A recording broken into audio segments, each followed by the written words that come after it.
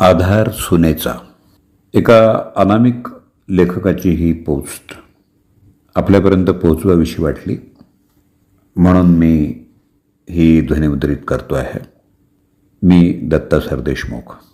ऐकूया आधार सुनेचा.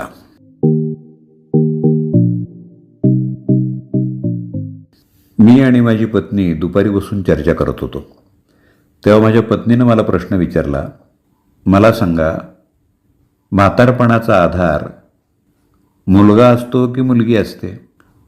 मी म्हणालो, हा प्रश्न न विचारलेलाच बरा. पण ती आग्रह करायला लागली म्हणून सविस्तर सांगावं लागलं. मी म्हणालो, म्हातारपणाचा आधार मुलगा किंवा मुलगी नसून सून असते.